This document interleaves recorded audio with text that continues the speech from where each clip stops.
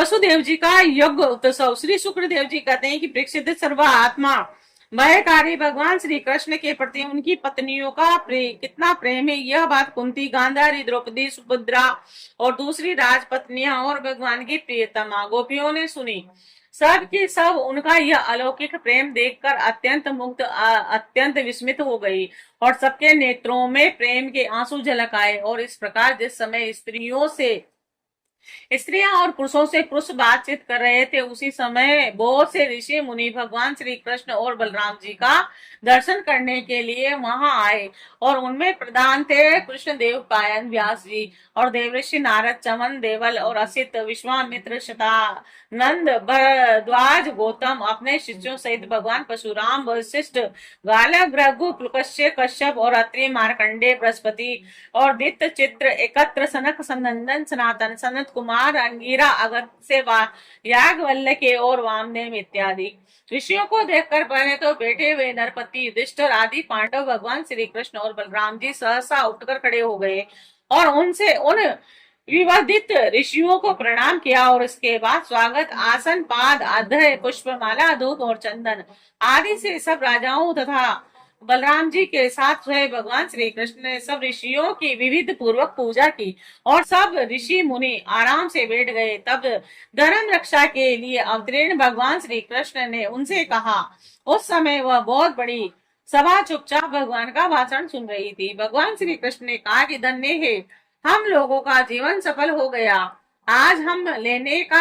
हमें पूरा पूरा फल मिल गया, क्योंकि जिन योगेश्वरों का दर्शन बड़े बड़े देवताओं के लिए भी अत्यंत दुर्लभ है, उन्हीं का दर्शन हमें प्राप्त हुआ है। जिन्होंने बहुत थोड़ी तपस्या की और जो लोग अपने इष्ट देव को समस्त प्राणियों के हृदय में न देखकर केवल मूर्ति विशेष में ही उनका दर्शन करते हैं, आप लोगों को के दर्शन, स्पर्श, कुशल, प्रसन्न, प्रणाम और पाद पूजन आदि का सुअवसर भला कब मिल सकता है।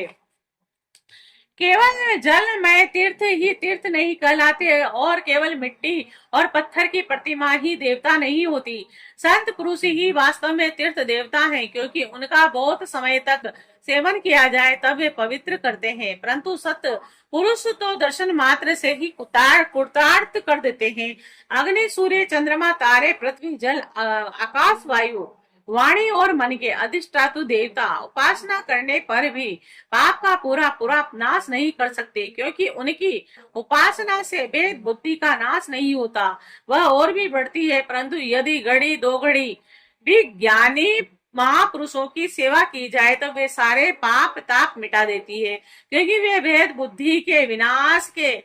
है। महात्माओं और सभासदों, जो मनुष्य वात, पीत और कफ इन तीनों धातुओं से बने हुए शव तुल्य शरीर को ही आत्मा अपना और मैं स्त्री पुरुष आदि ही अपना और मिट्टी, पत्थर, काष्ठ और पार्थिव विकारों को ही इष्ट देव मानते हैं, तथा जो केवल जल को ही तीर्थ समझता है, ज्ञानी महापुरुषों को नहीं, वह मनुष्य होने पर भी पशुओं में भी नीच गधा ही है।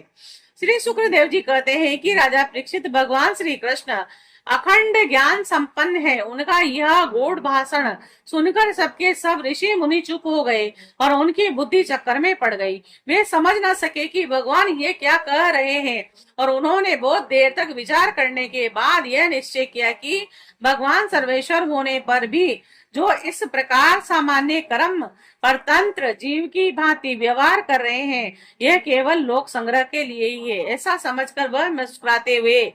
जगत गुरु भगवान श्री कृष्ण से कहने लगे।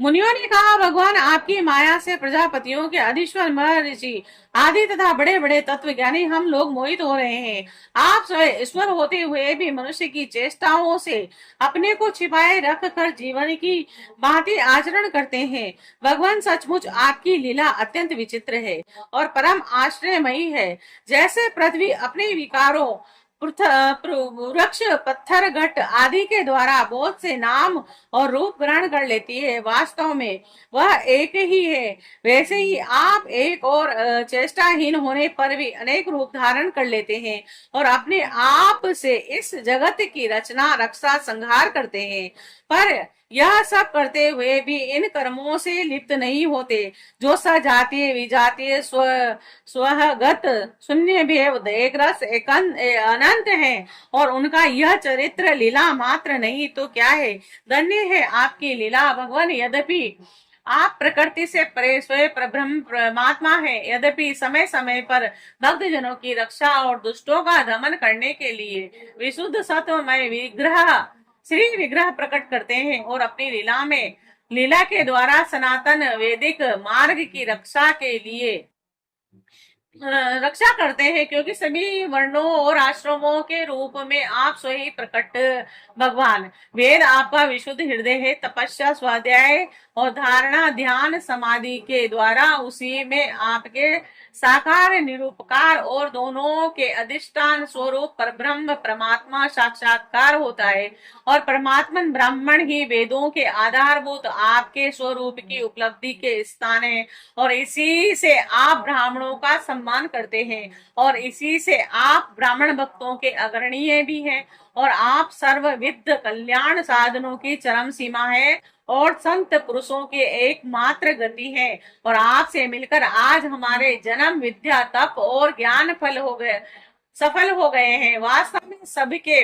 परम फल आप ही हैं। प्रभु आपका ज्ञान अनंत है। आप स्वयं सच्चिदानंद स्वरूप परब्रह्म परमात्मा भगवान है। आपने अपनी अचिंत्य शक्ति योग माया के द्वारा अपनी महिमा छिपा रखी है। हम आपको नमस्कार करते हैं। ये सभा में बैठे हुए राजा लोग और दूसरों की तो बात ही क्या, स्वयं आपके साथ आहार व्यवहार करने वाले यदुवंशी लोग भी आपको वास्तव में नहीं जानते, क्योंकि आपने अपने स्वरूप को, जो सबकी आत्मा जगत का आदि कारण और अनियतता है, माया के पर्दे से ढक रखा है। और जब मनुष्य स्वप्न देखने लगता है उस समय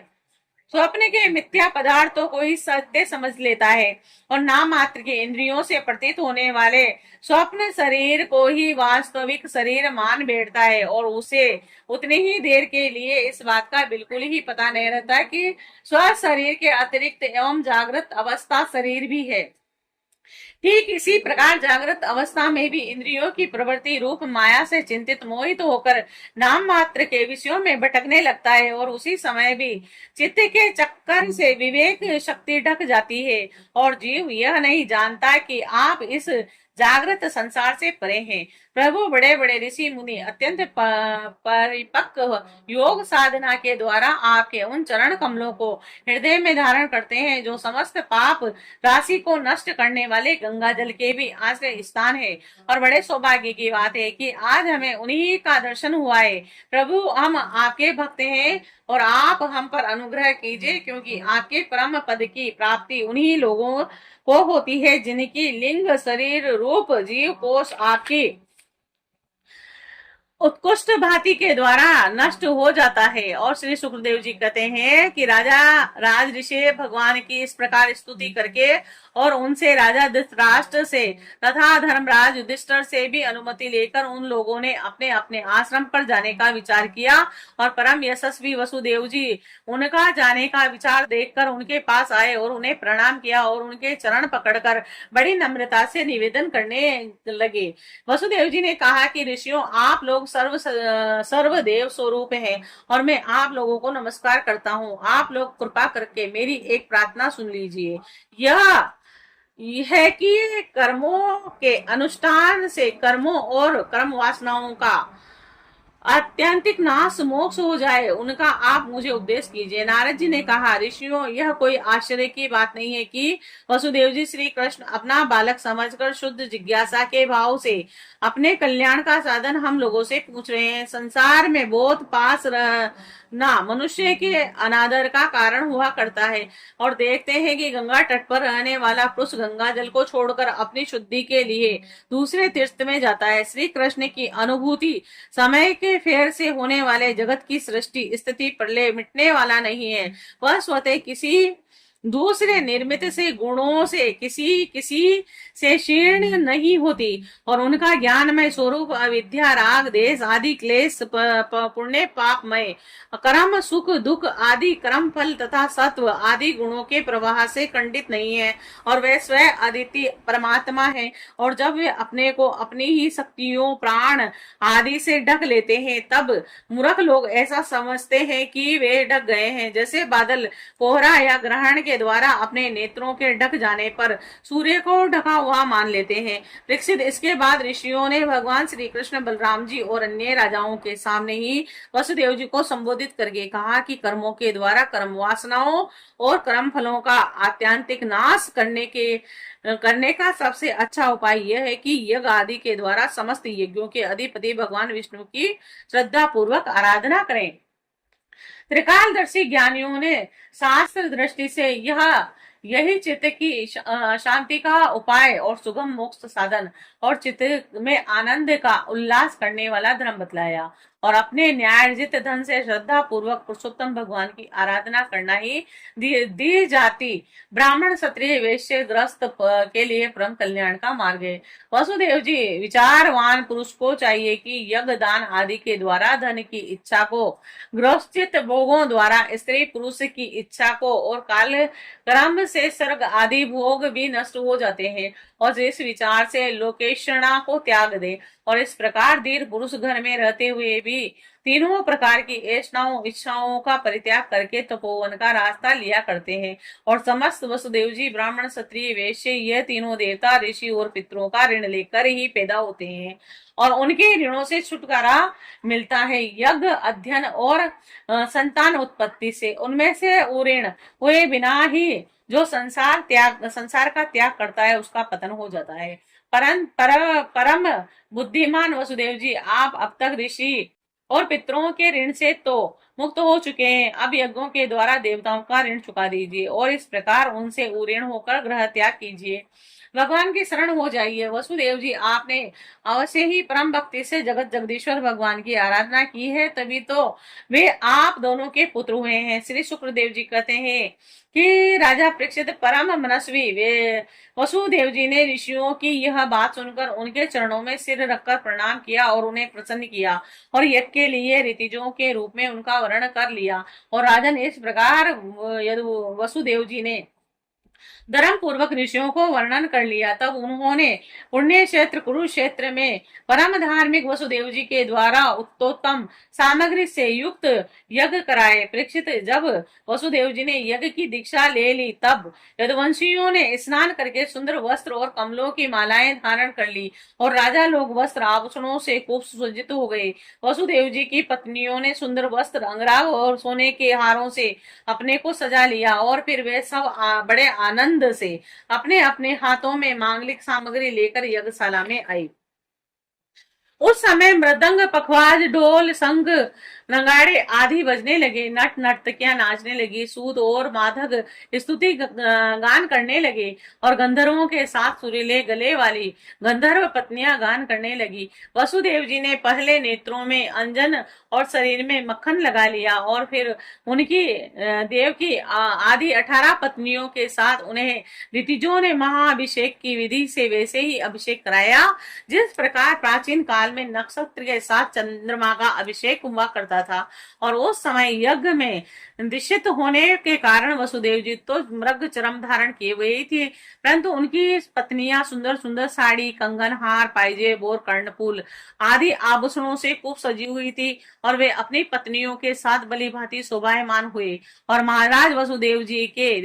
ऋतिज और सदस्य रतन जड़ित आभूषण तथा रेशमी वस्त्र धारण करके वैसे ही शोभित हुए जैसे पहले इंद्र के यज्ञ में हुए थे। और उस समय भगवान श्री कृष्ण और बलराम जी अपने अपने भाई बंधु और स्त्री पुरुषों के साथ इस प्रकार शोभायमान हुए जैसे अपनी शक्तियों के साथ समस्त जीवों के ईश्वर और स्वयं भगवान समिष्ट जीवों के अभिमानी श्री संकर्षण तथा अपने विशुद्ध नारायण स्वरूप में शोभायमान होते हैं। वसुदेव जी ने प्रत्येक यज्ञ में ज्योतिषोम, दर्श, पूर्ण मास आदि प्राकृत यज्ञ, सो सत्र आदि वे कुरत यज्ञ और अग्निहोत्र आदि ही अन्यायी यज्ञों के द्वारा द्रव्य क्रिया और उनके ज्ञान के मंत्रों के स्वामी विष्णु भगवान की आराधना की, और इसके बाद उन्होंने उचित समय पर ऋतुजों को वस्त्र अलंकारों से सुसज्जित किया और शास्त्र के अनुसार बहुत सी दक्षिणा तथा प्रचुर धन के साथ अलंकृत कौवें, पृथ्वी और सुंदर कन्याएं दी। इसके बाद महर्षियों ने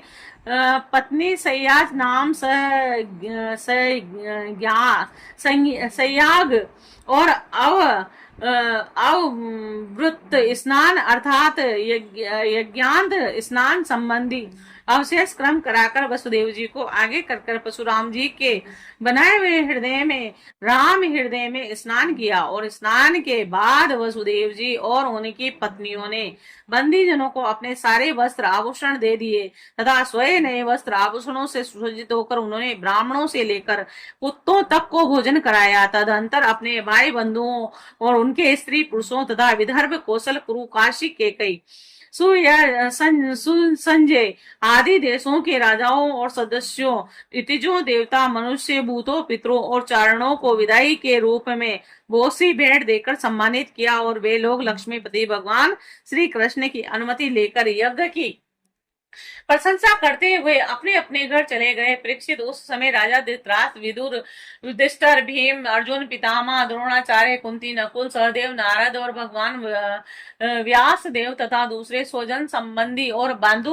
बांधव अपने हितैषी बंधु यादवों को छोड़कर जाने में अत्यंत विरह व्यथा का अनुभव करने लगे। उन्होंने अत्यंत स्नेहाद चित्त से यदुवंशियों का आलिंगन किया और बड़ी कठिनाई से किसी प्रकार अपने अपने देश को चले गए, और दूसरे लोग भी इन्हीं के साथ वहां से रवाना हो गए। और राजा परीक्षित, भगवान श्री कृष्ण, बलराम तथा उग्रसेन आदि ने नंद बाबा एवं अन्य सब गोपों की बहुत ही बड़ी बड़ी सामग्रियों से अर्चा पूजा की और सत्कार किया, और वह प्रेम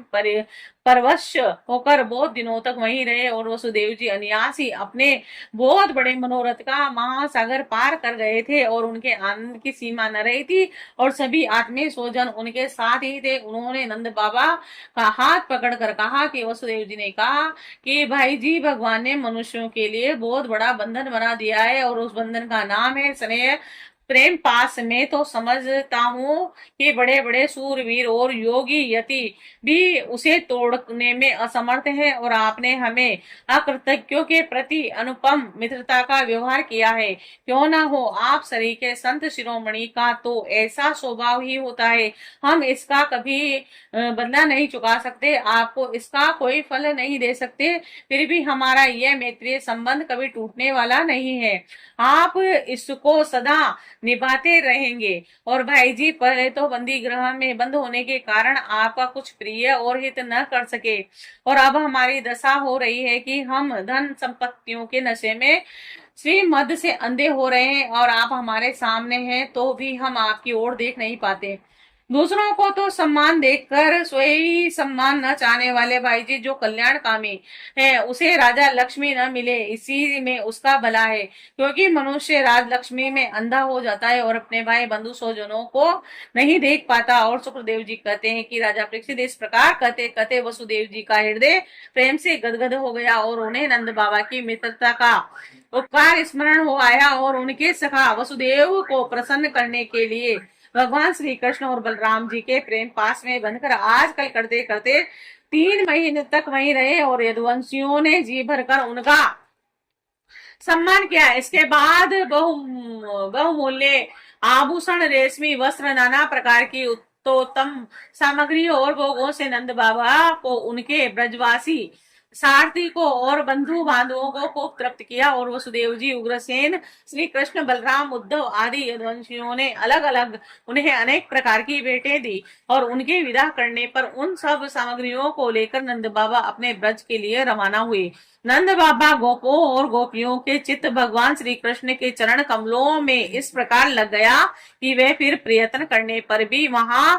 से लौटा न सके, और संतूरा बिना ही मन के उन्होंने मथुरा की यात्रा की और जब बंधु बांधव वहां से विदा हो चुके तब भगवान श्री कृष्ण को ही एकमात्र इष्ट देव मानने वाला यदुवंशियों ने यह देखकर कि अब वर्षा ऋतु आ पहुंची है द्वारका के लिए प्रस्थान किया और वहां जाकर उन्होंने सब लोगों से वसुदेव जी के यज्ञ महोत्सव का स्वजन संबंधियों के दर्शन मिलन आदि तीर्थ यात्रा के प्रसंगों को कह सुनाया।